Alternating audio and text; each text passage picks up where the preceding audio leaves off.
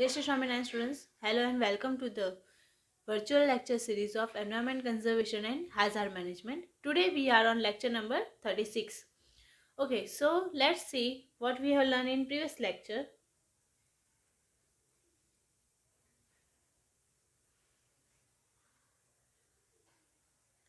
So far we have started our unit number 5,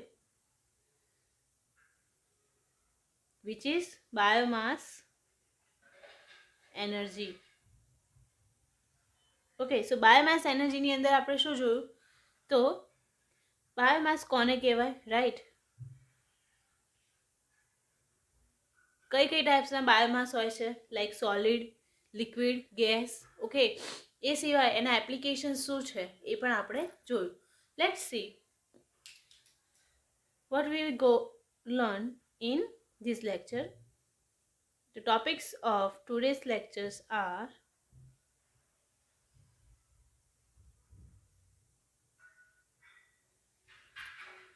the first one is disadvantages of biomass.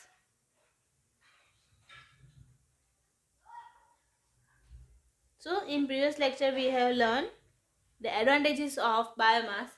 That means ક્યાં ક્યાં આપણે એના use કરી શકીએ છીએ અને એના યુઝ કરવાથી શું શું ફાયદા થઈ શકે છે રાઈટ સો એમાં આપણે જોયું હતું biomass is a perennial source of renewable energy it can be repeatedly growth and obtained as a biomass આપણે એને રિપીટેડલી યુઝ કરીને ઓબ્ટેન્ડ કરી શકીએ છીએ is non pollutant to the atmosphere બરાબર પ્રોડક્શન ઇઝ લેસ બરાબર એટલે કે એને પ્રોડ્યુસ કરવા માટે જે ગેસ જનરેટ થાય છે એ કેવા હોય છે ગુડ ક્વોલિટી એન્ડ ઓર્ગેનિક મેન્યુઅલમાંથી આપણે પ્રિપેર કરી શકીએ છીએ methane gas produce from biomass is used as domestic fuels બરાબર ડોમેસ્ટિક ફ્યુલ તરીકે આપણે મિથેન ગેસ જે બાય પ્રોડક્ટ તરીકે યુઝ થાય છે એ પણ એનો યુઝ કરી શકીએ છીએ ના ડિસએડવાન્ટેજીસ ઓફ બાયોમાસ તો સૌથી પહેલું એમાં આવે છે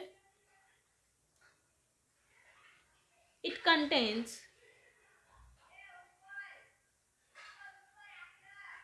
50 to 90% of water. રાઈટ એ સિવાય આપણે શું જોયું હતું તો ડાયરેક્ટ કમ્બશન ઓફ બાયોમાસ શું કરે છે સ્મોક્સ એન્ડ સ્મેલ જનરેટ કરે છે બરાબર લાર્જ એરિયા એને રિક્વાયર્ડ છે અર્બન એરિયામાં આપણે એનો યુઝ લિમિટેડ પ્રોપોર્શનમાં કરી શકીએ છીએ ઓકે અને રો બાયોમાસ લઈએ છે તો એ કેલરીક વેલ્યુ એની કેવી હોય છે લો હોય છે રાઈટ એ સાથે આપણે જોયું હતું એનર્જી કન્ટેન્ટ્સ ઇન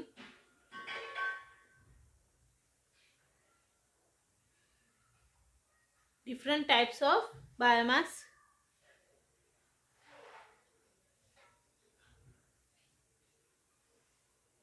બરાબર ત્યારબાદ આપણે જોયું characteristics of biomass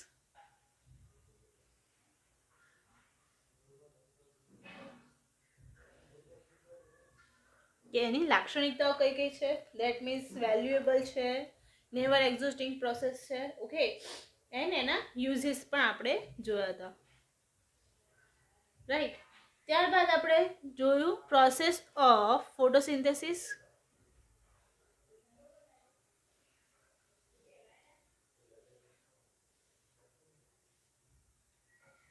right process of photosynthesis that means biomass from the plants and trees produced due to the photosynthesis process right અને એનું કેમિકલ રિએક્શન્સ થઈને આપણને શું મળે છે બાય પ્રોડક્ટ તરીકે H2CO6 and O2 plus chlorophyll જે છે એ આપણને રિલીઝ થાય છે ઓકે ધ મોસ્ટ હવે ઇમ્પોર્ટન્ટ ટોપિક્સની ચર્ચા આપણે કરવાના છીએ that means energy plants right we have seen that there are two types of energy plant. The first one is rapid growth plant and the second one is oil yielding plants. Right? તો બે ટાઈપના આપણે plants આમાં જોઈએ તો સૌથી પહેલા rapid growing plants શું છે એની આપણે થોડી ડિટેલમાં ચર્ચા કરીએ રાઈટ તો સૌથી પહેલા આવે છે આપણું rapid growing plants right? So these plants are growing along the river sides.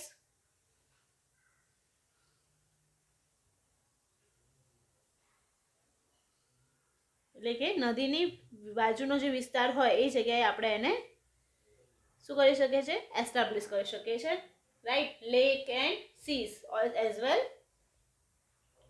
Lakhs and seas, દરિયા કિનારે પણ એને આપણે વિકસાવી શકીએ છીએ. They are cut and dried as biomass. બરાબર? તો જે પ્લાન્ટ્સ છે, ઓકે, એને આપણે શું કરીએ છીએ, cut and dried as a biomass કરીએ છીએ. Some of the plants are used in pharmaceutical and paper industries. તો જેટલા અમુક જે પ્લાન્ટ્સ છે, બરાબર, some of them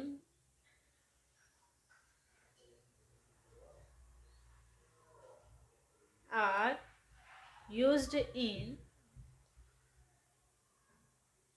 the pharmaceutical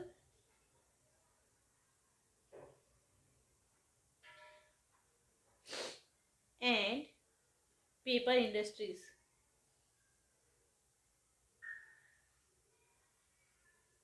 okay, pharmaceutical related પણ પેપર ઇન્ડસ્ટ્રીઝમાં પણ આપણે એને યુઝ કરી શકીએ છીએ.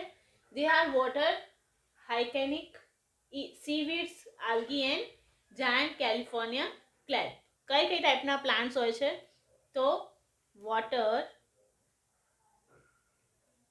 હાયસિન્થ, પછી વીડ, ઓકે, આલ્ગી, એ પ્રકારના જે વનસ્પતિ જે છે પાણીની અંદર ઉગતી હોય, બરાબર, એ બધાનો યુઝ આપણે કરી શકીએ છીએ. અને એ કેવું છે તો કે રેપિડ ગ્રોઈંગ છે, ઇઝીલી શું થઈ જાય છે, એનો યુઝ થઈ શકે છે અને જલ્દી એ ગ્રો થઈ શકે છે, રાઈટ? તો હવે નેક્સ્ટ આપણે જોઈએ second topic, which is oil yielding plant.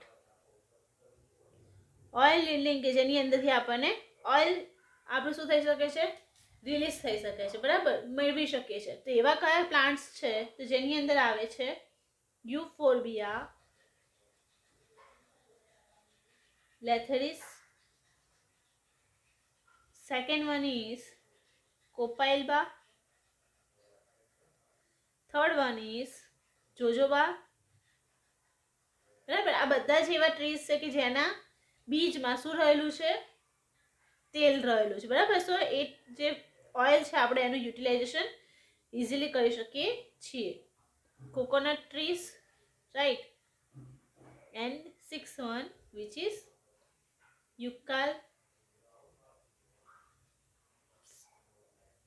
યુકેલિપ્સ.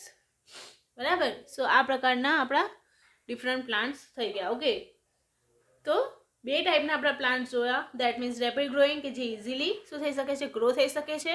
And second one oil yielding plant કે જેના સીડ્સમાંથી કે એના મૂળમાંથી કે કોઈ પણ રીતે આપણને શું મળે છે, ઓઇલ કન્ઝપ્શન એમાંથી મળી રહે છે, બરાબર? સો આવી ટાઈપના પ્લાન્ટ્સનો આપણે જ્યારે યુઝ કરીએ છીએ તો એના કારણે આપણને એનર્જી પ્લાન્ટેશન ઇઝીલી આપણે કરી શકીએ છીએ.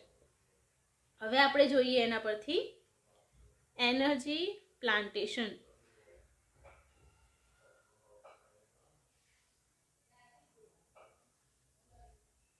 Okay, so energy plantation, that means fast growing trees of plants can be systematically and scientifically planted in the large area. બરાબર? એને સ્પેશિયલી આપણે શું કરીએ છીએ, પ્રોપર સિસ્ટમ થ્રુ અને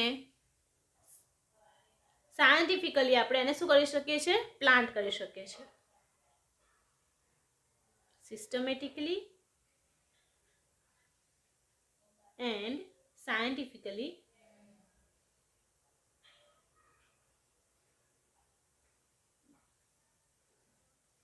planted in large area. બરાબર? મોટા વિસ્તારમાં આપણે શું કરી શકીએ છીએ, એનું પ્લાન્ટેશન કરી શકીએ છીએ. Okay, for the purpose of harvesting them as fuel woods, them as fuel woods. એ જે વુડ્સ છે એને આપણે શું કહીએ છીએ, fuel woods, right? Such that this plantation is known as energy plantation.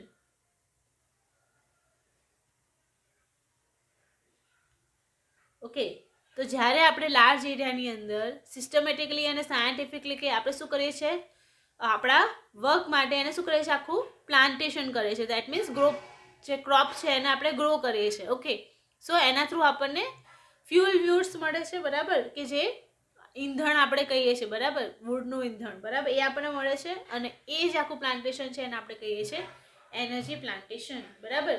So energy plantation actually collects the solar energy and yields the renewable energy in the form of fuel wood. Collects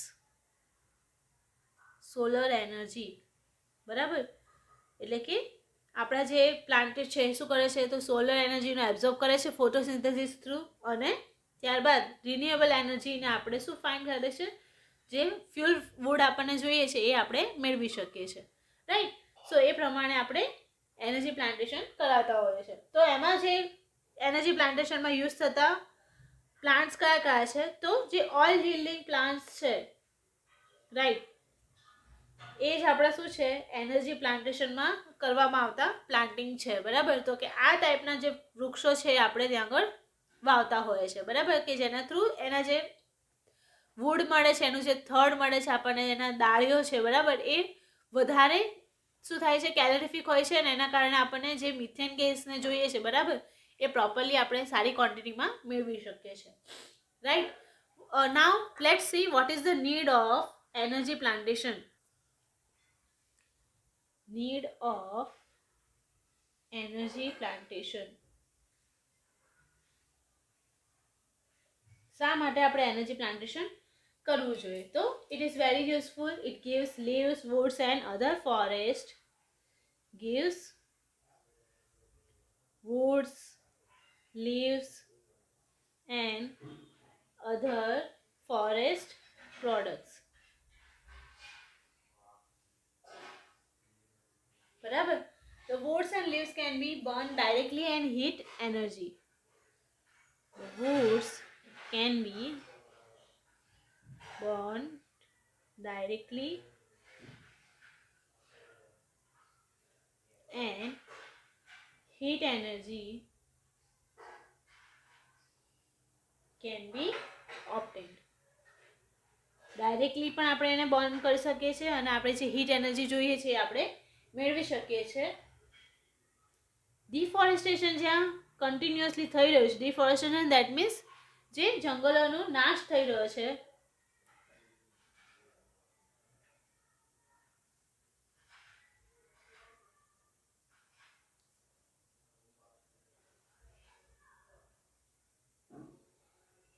as the increasing number of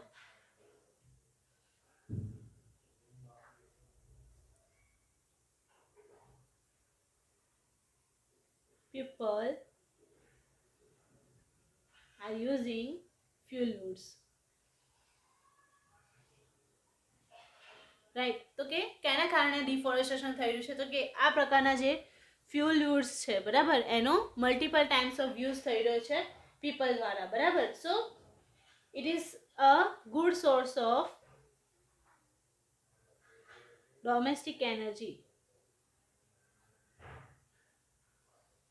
બરાબર. Over and above wood is also used for furniture making, બરાબર. આ જે wood છે આપણે શેમાં use કરીએ છીએ, તો કે ફર્નિચર મેકિંગમાં યુઝ કરી નાખીએ છીએ, બરાબર. સો એ બધા યુઝીસના કારણે પ્લાન્ટેશન કરવું નેસેસરી થઈ ગયું છે, બરાબર. સો પ્લાન્ટેશન આપણે નહીં કર્યું હોય તો deforestation will be beyond the limit, બરાબર. એ જે ડિફોરેસ્ટેશન થાય છે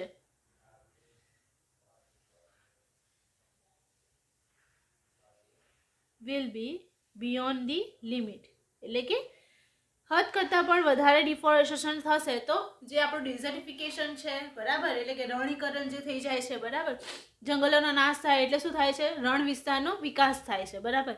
અને વધારે ને વધારે રેતાળ જમીન થશે, દેટ મીન્સ આપણી જે ફળદ્રુપ જમીન છે એ યુટિલાઇઝેબલ રહેશે નહીં, બરાબર. સો એના કારણે જ આપણે એનર્જી પ્લાન્ટેશન કરવું જોઈએ. Okay, right. હવે જોઈએ એડવાન્ટેજીસ ઓફ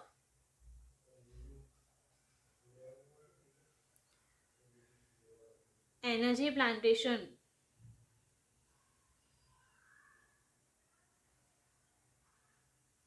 રાઈટ. સો કયા કયા એડવાન્ટેજીસ છે એના? તો કે wood available from the energy plants is used as domestic fuels. બરાબર, પહેલાં તો આપણને શું મળે છે? ડોમેસ્ટિક ફ્યુલ મળે છે ફ્રોમ વુડ્સ. બરાબર. ત્યારબાદ energy plantation helps in maintaining the ecological balance. Helps in ecological balance. Right. એ શું કરે છે? એન્વાયરમેન્ટને જે એનું બેલેન્સ છે એ જાળવી રાખે છે. પ્રોવાઇડ્સ રિન્યુએબલ એનર્જી સોર્સ, એટલે કે જે આપણે ફરીને ફરી યુઝ કરી શકીએ એવા આપણને રિન્યુએબલ એનર્જી સોર્સ આપે છે. Keeps atmosphere pollution free and healthy.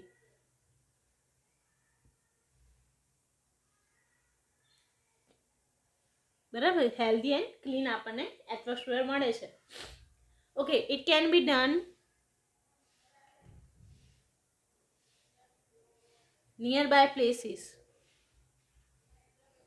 નજીકના પ્લેસીસમાં પણ આપણે એનું પ્લાન્ટેશન કરી શકીએ છીએ. રાઈટ. એ સિવાય also provide other forest products such as fruits, gums, હની.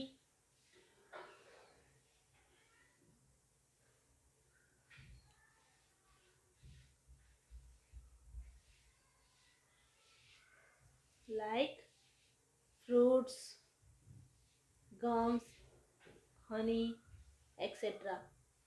બરાબર. સો આ પ્રકારના આપણે એના મલ્ટિપલ યુઝીસ કરીને બાયોમાસની જેટલી પણ ક્વોલિટીઝ છે શું કરી શકીએ છીએ? આપણે મેળવી શકીએ છીએ. બરાબર. સો આજના લેક્ચરમાં આપણે શું જોયું? તો વોટ ઇઝ એનર્જી પ્લાન્ટેશન. બરાબર. એનર્જી પ્લાન્ટેશનના પ્લાન્ટ્સ કયા કયા છે? તો કયા કયા પ્લાન્ટ્સ આપણે જોયા એમાં? તો રેપિડ ગ્રોઈંગ પ્લાન્ટ્સ, અને second one was oil yielding. બરાબર. અને જે ઓઇલ યીલ્ડિંગ પ્લાન્ટ્સ છે આપણે શેમાં યુઝ કરીએ છીએ? તો કે એનર્જી પ્લાન્ટેશનની અંદર. બરાબર. અને ત્યારબાદ આપણે જોયું નીડ ઓફ એનર્જી પ્લાન્ટેશન, કે શા માટે આપણે એનર્જી પ્લાન્ટેશન કરવું જોઈએ? કે જેના એના ડિફરન્ટ યુઝીસ છે, એટલે કે આપણને એક તો સારા એવા ક્વોન્ટિટીમાં વુડ્સ મળે છે જેનું યુટિલાઇઝેશન આપણે ડિફરન્ટ રીતે કરી શકીએ છીએ to generate fuel or furnitures, construction વર્કમાં પણ આપણે એનો ઘણો બધો યુઝ કરતા હોઈએ છીએ. બરાબર. સો જો આપણે વૃક્ષો નહીં વાવીએ, તો એનર્જી પ્લાન્ટેશન નહીં કરીએ, તો નજીકના સમયમાં શું થઈ શકે છે? સમાપ્ત થઈ શકે છે. રાઈટ. સો એ બધા રીઝન્સના કારણે આપણે વૃક્ષોનું જતન કરવું જોઈએ, અને એનર્જી પ્લાન્ટેશન કે જે જરૂરી વૃક્ષો છે એને તો કમ્પલસરીલી આપણે બચાવવા જોઈએ અને વધારવા જોઈએ. ઓકે. ત્યારબાદ આપણે જોયું એડવાન્ટેજીસ ઓફ એનર્જી પ્લાન્ટેશન્સ. તો એના ડિફરન્ટ એડવાન્ટેજીસમાં આવે છે એક તો ડોમેસ્ટિક ફ્યુલ મળે છે આપણને, ઇકોલોજીકલ બેલેન્સ જાળવી રાખવામાં હેલ્પ કરે છે, રિન્યુએબલ એનર્જી સોર્સ છે, એટમોસ્ફિયર જે પોલ્યુશન ફ્રી અને ક્લીન આપે છે આપણને. ત્યારબાદ it can be done nearby places, નજીકના પ્લેસીસમાં પણ આપણે એને બનાવી શકીએ છીએ. Provide forest products like fruits, gums, honey etcetera. Natural oil. બરાબર. જે આપણને જોજોબામાંથી મળે છે એ આપણે યુટિલાઇઝ કરી શકીએ છીએ. Natural diesel oil can be obtained. Right. તો નેચરલ ડીઝલ ઓઇલ પણ આપણે એમાંથી મેળવી શકીએ છીએ. Energy plantation provides raw materials like for soap, shampoos, car polish, shoe polish. બરાબર. એ બધા જે નેચરલ પ્રોડક્ટ્સનું આપણે જે અત્યારે માર્કેટિંગ વધી રહ્યું છે એ શેના ડિપેન્ડેબલ છે? તો જેટલા નંબર ઓફ પ્લાન્ટેશન આપણે કરશું એટલું આપણે એનો બેનિફિટ્સ મેળવી શકીશું. સો નેક્સ્ટ લેક્ચરમાં આપણે આગળ થિયરીઝ જોઈશું like related to the conversation of biomass into energy. So આ લેક્ચરમાં આટલું જ. I am Krishna Panchal signing off. જય શ્રી સ્વામિનારાયણ.